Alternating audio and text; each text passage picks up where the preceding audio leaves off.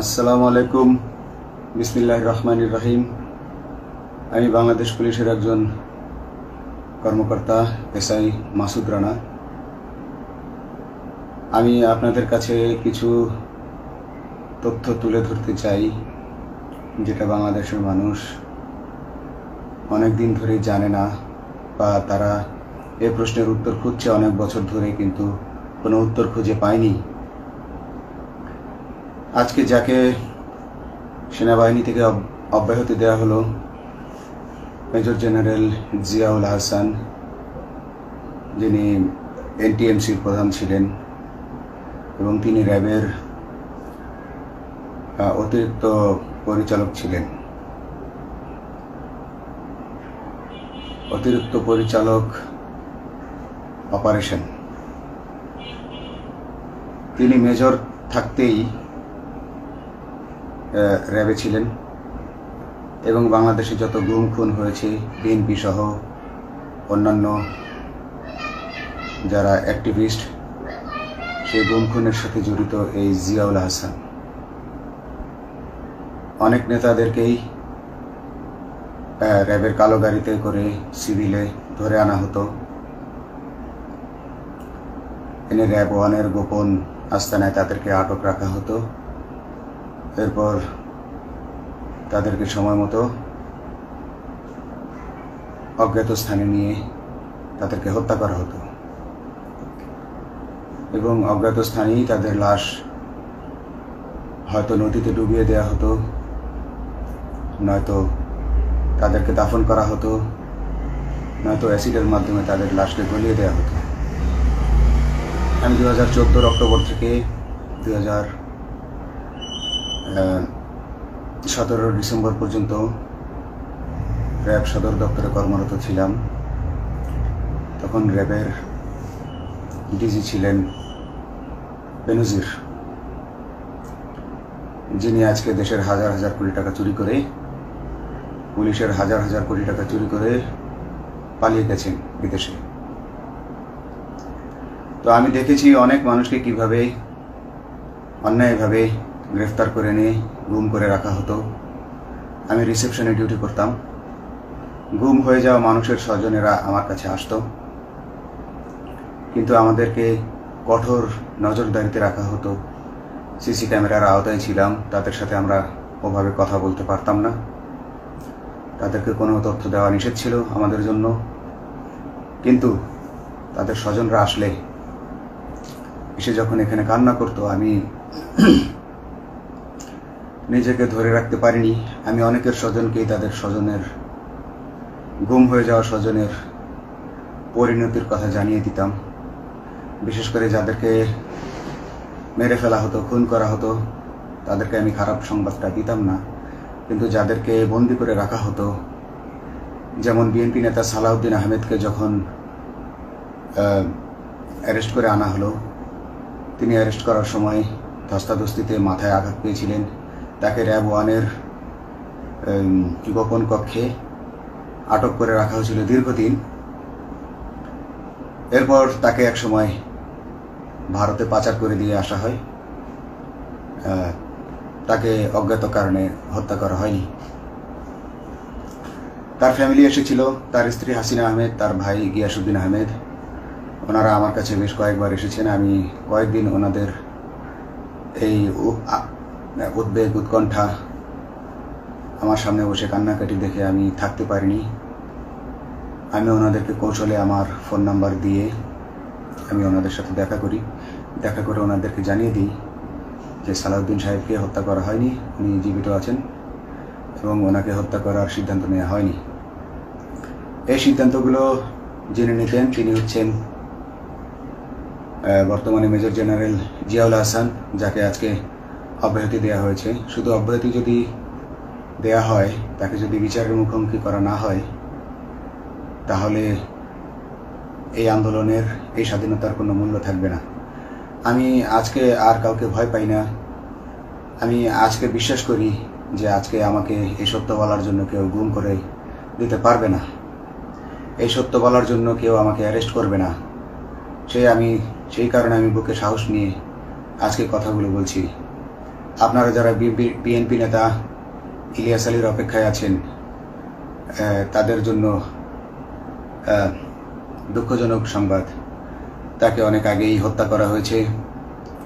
তাকে পতেঙ্গা সমুদ্র সৈকত দিয়ে কড়া পাহারায় সাগরের মাঝখানে নিয়ে স্পিডবোটের মাধ্যমে মুখে পলিথিন পেঁচিয়ে হত্যা করে, তার পেট ছুরি দিয়ে ছিদ্র করে, তাকে পাথর দিয়ে বেঁধে সাগরে ডুবিয়ে দেওয়া হয়েছে। শুধু ইলিয়াস আলী নয়, অনেক নেতার সন্ধান যারা আজও পাননি। কিছু মানুষ তো আয়না ঘর থেকে উদ্ধার হয়েছে, কিন্তু যাদেরকে আপনারা পাননি তাদের সবার এই করুণ পরিণতি হয়েছে। আমি যদিও তারা এই কাজগুলো গোপনে, অতি গোপনে করত এবং র্যাবের অন্যান্য শাখার কর্মরত কর্মকর্তা কর্মচারীরা এটা জানতো না, কিন্তু আমি অত্যন্ত বিচক্ষণভাবে আমি এই খবরগুলো নিতাম, কারণ আমি জানতাম এগুলো একদিন আমি প্রকাশ করতে পারবো। এবং এই দিনটার অপেক্ষায় ছিলাম আজকে এত বছর, মানুষের কাছে সত্য প্রকাশের। বাংলাদেশের মানুষ জানুক যে কারা খুনি, কারা এত মানুষকে গুম খুন করেছে, এই দেশ থেকে এই দেশে ত্রাসের রাজত্ব কায়েম করেছে। তারা মাদকের ক্রস ফায়ারের নামে যে হত্যা ট্র্যাডিশন চালু করেছিল, এই ট্র্যাডিশনের উদ্দেশ্য ছিল বিরোধী দলের লোকজনকে হত্যা করা। কারণ পুলিশ এবং সেনাবাহিনীর অনেকেই মানুষ হত্যা করতে ভয় পেত, তারা এটাতে অভ্যস্ত ছিল না। অনেকেই অনেক সাহসী, কিন্তু একটা মানুষকে হত্যা করার পর তারা আর ঘুমাতে পারতো না, তাই তারা এসব কাজ করতো না। কিন্তু খুনে হাসিনা কিছু মানুষকে এভাবে হত্যা করতে করতে পুরস্কৃত করার মাধ্যমে হত্যা করতে অভ্যস্ত করে ফেলে। তারাই এই গ্রেফতারকৃত, এই গুমকৃত মানুষদেরকে গুলি করে হত্যা করত। এবং তারা এতটাই নিষ্ঠুর যে তারা এক একজন কয়েক শত করে হত্যা করেছে। এবং এই মানুষগুলোর সংখ্যা বেশি নয়, কারণ সবাই লাশ দেখতে পারে না। একটা মানুষকে খুন করার পর লাশের যে ছটফটানি এবং মাথায় গুলি করার পর মাথার যে বিকৃত অবস্থা, এই জিনিসগুলো আমাদের অনেকেই আমরা সহ্য করতে পারি না। তাই আমাদের মধ্য থেকে কিছু হায়নাকে বেছে নিয়ে তারা একটা টিম গঠন করে। তাদেরকে র্যাব সদর দপ্তরে বেনজির আহমেদ প্রতি মাসে পুরস্কার দিতে ডাকতেন, এবং প্রত্যেকটা র্যাবের বিভিন্ন শাখায় এরকম দু একজন রাক্ষস ছিল যারা মানুষকে শ্যুট করত, গুলি করত, হত্যা করত এবং গুম করত। তারা এখনো আছে। তাদেরকে আমি নতুন সরকারের কাছে দাবি জানাবো, তাদেরকে বের করতে হবে, তাদেরকে বিচারের আওতায় আনতে হবে। না হলে এত শহীদের বিনিময়ে যে ফ্যাসিবাদ থেকে, যে স্বৈর শাসন, যে খুনি হাসিনার হাত থেকে আমরা মুক্তি পেয়েছি, সে মুক্তির প্রকৃত মূল্য আমরা পাবো না, প্রকৃত স্বাদ আমরা পাবো না। এই খুনিদেরকে বের করতে হবে, এই খুনিদেরকে বের করে আইনের আওতায় আনতে হবে। বাংলাদেশ পুলিশ কখনোই গুলি করতে অভ্যস্ত ছিল না। আপনারা জানেন একসময় পুলিশ যে গুলি করতো না, এটা নিয়ে অনেক ব্যঙ্গচিত্র ছাপা হতো পত্রিকাগুলোতে, যে গুলি না করতে গুলি খেলনার বন্দুকে পরিণত হয়েছে। তো কিন্তু সেই নিরীহ পুলিশকে রক্তপিপাসু হিসেবে শেখ হাসিনা তৈরি করেছে। তবে সবাই নয়, কিছু কিছু মানুষ আপনারা দেখেছেন, এবং এই আন্দোলনের ভিডিও ফুটেজ দেখলেও দেখবেন যে কয়েক শত পুলিশের মধ্যে কেবলমাত্র কয়েকজনই জনতার দিকে গুলি ছুড়ছে। তো আপনারা ঢালাওভাবে পুলিশকে আপনাদের আক্রমণের নিশানা বানাবেন না। নতুন সরকার অবশ্যই এর বিচার করবে। আমি আশাবাদী নতুন সরকারের কাছে। তারা যদি আমার কাছে কোনো তথ্য চায়, আমি তথ্য দেব ইনশাল্লাহ। এবং এই খুনিদেরকে, এই রাক্ষসদেরকে বের করতে হবে। প্রতিটি গুমের, প্রতিটি হত্যার সুষ্ঠু তদন্ত করলে এগুলো বের হয়ে আসবে বলে আমি আশা করি। এবং আমি চাই এরা ধরা পড়ুক, এদের বিচার হোক, না হলে এরা যুগে যুগে এই রাক্ষস যুগে যুগে রয়ে যাবে, আমাদের মাঝেই তারা লুকিয়ে থাকবে এবং যুগে যুগেই তারা মানুষের রক্ত পান করেই যাবে। পুলিশ বাহিনী মানুষকে সেবা করবে, এটাই হওয়া উচিত পুলিশের ধর্ম। পুলিশের ধর্ম হবে মানুষ, পুলিশের জন্য, পুলিশ মানুষের জন্য। উন্নত রাষ্ট্রের পুলিশ যেভাবে, মানুষ যেভাবে পুলিশকে ডাকলেই পুলিশ 5 মিনিটের মধ্যে ছুটে যায়, তাকে সাহায্য করে। আমরা বিভিন্ন ভিডিওতে দেখি যে পুলিশ হাঁসের বাচ্চাকে রাস্তা পার করে দিচ্ছে, একজন অন্ধ মানুষকে রাস্তা পার করে দিচ্ছে। বাংলাদেশের পুলিশ এমনটাই করতে চায়, আমরা এমনটাই করতে চাই, কিন্তু সেই পরিস্থিতিতে আমাদেরকে রাখা হয়নি। আমাদেরকে রাখা হয়েছে দৌড়ের উপর, আমাদেরকে রাখা হয়েছে বিভিন্ন অন্যায় কাজের উপর, বিভিন্ন অন্যায় আদেশের উপর। কেউ যারা মেনেছে তারা ভালো ভালো জায়গায় পোস্টিং নিয়ে থেকেছে, যারা মানেনি তাদেরকে খারাপ খারাপ জায়গায় পোস্টিং দেওয়া হয়েছে, কারো চাকরি হয়ে হারিয়েছে, কাউকে সাসপেন্ড করে রাখা হয়েছে। আমি নিজেও একজন এইসব এমন বৈষম্যের শিকার, অন্যায় মিথ্যা মামলার শিকার হয়ে আমি নিজেও বর্তমানে সাসপেনশন অবস্থায় আছি এবং এই সাসপেনশন অবস্থায় থেকে আমি আল্লাহর কাছে শুকরিয়া জানাই, কারণ এই সাসপেনশন থাকার কারণে আমি ছাত্র জনতার আন্দোলনের সাথে সংযুক্ত হতে পেরেছি। আমি সবসময় আল্লাহর কাছে দোয়া করেছি যে আল্লাহ তুমি আমাকে মুজাহিদ হিসেবে কবুল করো, আমাকে জিহাদ করার তৌফিক দান করো এবং আমাকে শহীদী মৃত্যু দান করো। এবং আল্লাহ আমার দোয়া কবুল করেছেন। আমি ছাত্র জনতার সাথে এই জিহাদে অংশগ্রহণ করেছি, ছাত্র জনতা সফল হয়েছে। আমি গর্বিত আমি এই আন্দোলনে একজন পুলিশ অফিসার হয়েও আমি অংশগ্রহণ করতে পেরেছি। তো যাই হোক, আমি চাইব যে বাংলাদেশ পুলিশের, র্যাবের যে সকল কর্মকর্তা অগণিত মানুষের গুম খুনের সাথে জড়িত ছিল তাদেরকে ধরা হোক, তাদেরকে আইনের আওতায় আনা হোক। আমাদের মতো অনেক অফিসার আছি যারা এসব কুকর্মের সাক্ষী, আমরা সাক্ষ্য দেব। আমরা এখন আর ভয় পাই না। আমরা আসলে যে ভয় পেয়েছি তা নয়, আমাদের বাহিনীতে টিকে থাকাটা জরুরি ছিল। জনগণের স্বার্থেই আমাদের বাহিনীতে থাকা জরুরি ছিল, কারণ আমরা যদি বাহিনী থেকে আউট হয়ে যেতাম তাহলে এসব তথ্য আমরা জানতে পারতাম না এবং জনতার কাছে পৌঁছাতে পারতাম না। জনতার কথা বলতে হলে, জনতার সাথে থাকতে হলে আমি পজিশনেও থাকতে হবে। এই জন্য অনেক কিছুই প্রকাশ করিনি, কারণ আপনারা ভালো মতোই জানেন যে অনেক সেনাবাহিনীর মেজরকেও গুম করে দেওয়া হয়েছে যারা মুখ খুলেছে। আমি তো একজন সামান্য সাব ইন্সপেক্টর, আমাকে গুম করে দেওয়া তাদের 1 সেকেন্ডের ব্যাপার ছিল। তো আমি এখন বিশ্বাস করি যে এখন সেই দিন, সেই কালো মেঘ সরে গেছে আকাশ থেকে, আকাশ মুক্ত হয়েছে, এই দেশ জালিমের শাসন থেকে মুক্ত হয়েছে। আল্লাহ তাআলা আমাদের উপর রহমত বর্ষণ করেছে।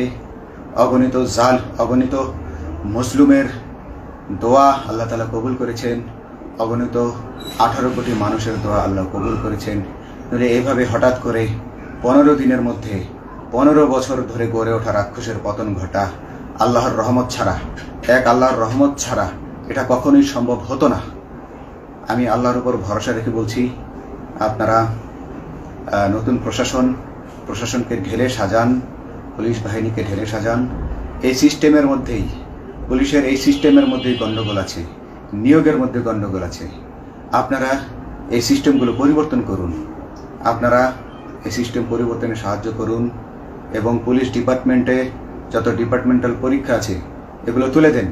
এই ডিপার্টমেন্টাল পরীক্ষাগুলোর মাধ্যমে আমাদের ঊর্ধ্বতনরা আমাদের গলা সবসময় চিপে ধরে রাখে, ঠিক আছে? সেজন্য আমরা তাদের কাছে সবসময় আটকা থাকি। এজন্য আমরা অনেক কিছু বলতে পারি না, অন্যায়ের প্রতিবাদ করতে পারি না। তো এই সিস্টেম পরিবর্তন জরুরি। ডিপার্টমেন্টে কোনো পরীক্ষা থাকা যাবে না।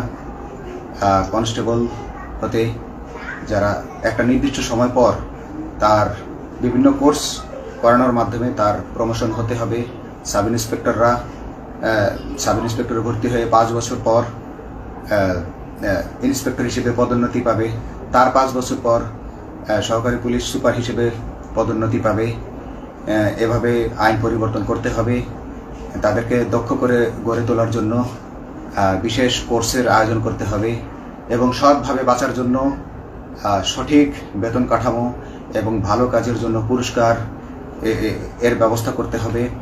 বিভিন্ন যে চোরাই মাল মাদক উদ্ধারের জন্য সেক্ষেত্রেও বিশেষ পুরস্কারের ব্যবস্থা থাকতে হবে এবং বাসস্থান এবং যানবাহন, পুলিশের যেই ব্যয়টা হয় সেটা হচ্ছে বাসস্থান এবং যানবাহন। পুলিশ আমরা নিজের বেতনের টাকা দিয়ে মোটরসাইকেল কিনে চাকরি করতে হয়, এই বিষয়টা যেন না করতে হয় এবং সরকারি বাসস্থান যদি আমাদেরকে দেয়া হয় তবে আমরা বেতনের টাকা দিয়ে আমরা মানুষকে সেবা দিতে পারবো, সৎভাবে চলতে পারবো এবং দেশের মানুষকে সন্তুষ্ট করতে পারবো ইনশাল্লাহ। তো আমি আপনাদেরকে প্রথমে যেই তথ্যগুলো দিয়েছি গুম খুনের বিষয়ে, আপনারা এই তথ্যগুলো অনুসন্ধান করুন, অনুসন্ধানে টিম গঠন করুন। প্রত্যেকটা গুম খুনের বিচার হতে হবে এই দেশে। যারা আটক ছিলেন অনেকেই হয়তো এখন আয়নাঘর থেকে মুক্তি পেয়েছেন, কিন্তু যারা দুর্ভাগ্যের শিকার হয়ে মৃত্যুবরণ করেছেন তাদের আত্মীয় স্বজনরা, তাদের প্রতি আমার সমবেদনা রইল। তারা জোর দাবি তুলুন, তারা সবাই সরকারের কাছে আপনাদের পরিবার পরিজনের নিখোঁজ হওয়ার বিষয়টি তুলে ধরুন, আপনারা জোর দাবি জানান এবং গুম খুন তদন্তে একটি তদন্ত কমিটি গঠন করা হোক, যেখানে কোনো পুলিশ বা সেনাবাহিনীর সদস্য থাকবে না। এটা হতে পারে বিচার বিভাগীয় তদন্ত বা অন্য কারো মাধ্যমে, কিন্তু এই হায়নাদের এই খুনিদেরকে বের করুন, বের করে এদেরকে শাস্তির আওতায় আনুন, তবেই এই তারা তাদের বলিদান সফল হবে। আসসালামু আলাইকুম।